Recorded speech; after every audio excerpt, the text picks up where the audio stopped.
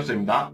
협소주택에 대해서 신축에 대해서만 생각하시는 분들이 많으시더라고요. 작은 단독주택을 철거를 하고 협소주택을 신축을 하는 것이 아니라 리모델링으로 협소주택을 지을 수가 있거든요. 또 이제 최근에 감각적인 인테리어 업체들도 많아지면서 노후된 작은 단독주택들을 멋지게 리모델링해서 협소주택으로 살고 계시는 분들이 최근에는 많습니다. 저도 처음에는 협소주택을 리모델링으로 접근을 했었거든요. 가장 큰 이유는 예산이죠, 예산. 신축보다는 리모델링이 예산이 적게 든다고 생각을 했기 때문에, 하지만 배보다 배꼽이 더 큰 경우가 생겨서 결국엔 신축을 하게 된 경우죠. 그래서 이제 리모델링으로 처음 생각하시는 분들이 저처럼 배보다 배꼽이 더 큰 상황이 안 생기게끔 어떠한 집을 사면 안 되는지에 대해서 말씀드려볼까 합니다. 저 같은 경우는 리모델링 할 집을 찾아다녔을 때 대부분의 집이 올라가 있는 단독주택들을 찾아다녔고, 정부 지원을 받기 위해서 오래된 단독주택을 찾아다녔어요. 정부에서 지원해주는 대출 상품들이 있거든요. 근데 그런 게 대부분 노후주택들을 개선을 했을 때 지원해주는 대출 상품들이었기 때문에, 그리고 또 노후주택이면 저렴하게 매입을 할 수가 있잖아요. 그래서 그런 점 때문에 노후주택들을 찾으러 다녔죠. 노후주택도 어떠한 집을 선택하느냐에 따라서 리모델링 예산이 신축 비용만큼 나올 수가 있거든요. 저 같은 경우가 그랬어요. 그래서 먼저 이런 집으로는 절대 리모델링은 해서는 안 됩니다. 바로 저희 집입니다. 저희 집. 제 인생에서 처음 집을 가지게 된 집이거든요. 이 집이 61년도에 지어졌어요. 61년도. 그러니까 60년이 된 집이에요. 60년이 된 집. 쭉 한 분이 소유하시다가 제가 두 번째 주인이 된 경우거든요. 저는 처음에 리모델링을 계획을 했는데, 결론부터 말씀드리자면 배보다 배꼽이 더 컸죠. 어떤 이유로 그랬냐면, 이미 약해질 대로 약해진 벽체.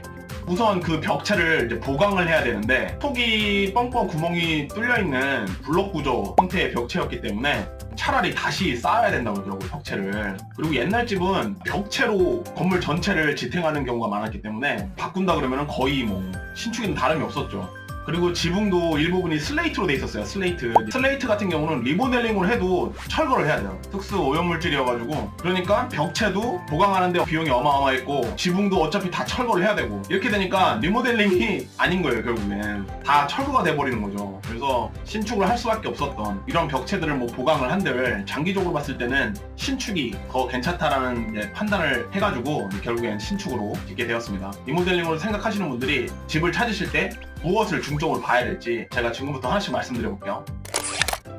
자, 첫 번째로는 준공연도입니다. 준공연도. 그러니까 저희 집 같은 경우는 61년도에 지어진 집이었는데, 그렇게 너무 오래된 집을 찾으시면 안 될 것 같아요. 준공연도 같은 경우는 건축물 대장에 표시가 되어 있거든요. 그래서 그 부분을 확인을 하시고, 정부에서 대출 지원되는 게 노후주택이니까 노후주택 기준이 지어진 지 20년 된 집이에요. 그렇기 때문에 너무 오래된 집 말고 노후주택 기준에 맞춰서 비교적 최근에 지어진 노후주택을 선택하시는 게 좋을 것 같아요. 이게 왜 그러냐면, 건축물이 너무 오래되면, 저희 집 같은 경우도 그랬고, 건축물로서 가치가 없어요.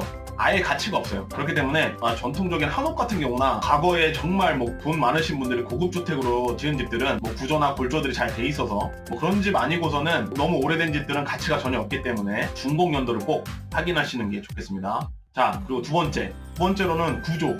건물의 전체적인 구조를 보셔야 되는데, 이것도 오래된 집들은 벽식 구조로 돼 있어요. 벽식 구조가 뭐냐? 건물 전체를 벽으로 지탱을 하는 거예요. 벽으로. 그렇게 되면은 리모델링 하는데 엄청 힘들어요. 비벽식 구조 같은 경우는 기둥 같은 경우나 그런 것들로 건물 전체를 지탱하는 경우라면은 벽들이 칸막이 역할만 하기 때문에 리모델링 하기가 쉬운데, 벽식 구조 같은 경우는 벽을 보강해야 되는 공사가 비용이 상당하거든요. 그래서 그런 부분에 있어서 벽식 구조인 집들은 상당히 애로사항이 많습니다. 비용적인 측면에서도 그렇고, 비벽식 구조는 벽들을 다 허물고 내부를 좀 더 새롭게 구성을 할 수가 있거든요. 벽식 구조는 그 벽에 건물 전체를 지탱하고 있기 때문에 내부 구조를 자유롭게 바꿀 수는 없죠. 그 점이 상당히 또 애로사항이 많고, 이런 벽식 구조가 아닌 비벽식 구조인 주택을 찾아야 리모델링 하기가 수월할 수 있겠습니다. 자, 세 번째는 골조입니다. 골조.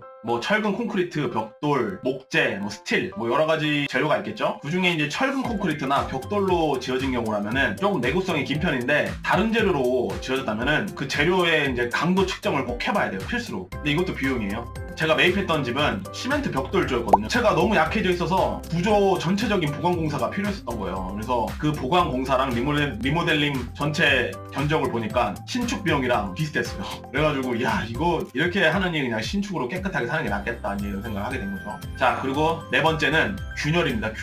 균열을 보셔야 되는데, 세로로 된 것들은 보강하기가 그래도 나름 수월한데, 가로로 길게 나 있는 균열들은 건물 전체에 영향을 미치는 있는 균열이거든요. 그래서 그런 부분들은 꼭 파악을 하셔야 돼요. 그런 부분들은 보강하는데 또 상당히 애를 써야 되기 때문에 비용적인 측면에서도 그렇고 잘 보셔야겠습니다.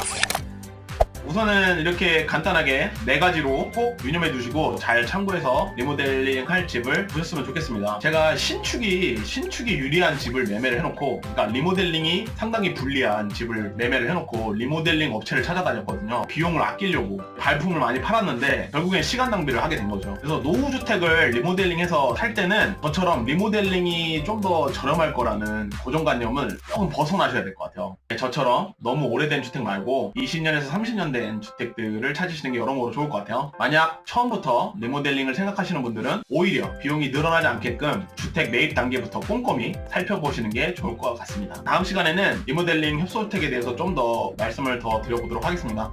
오늘은 여기까지 하도록 하겠습니다. 감사합니다.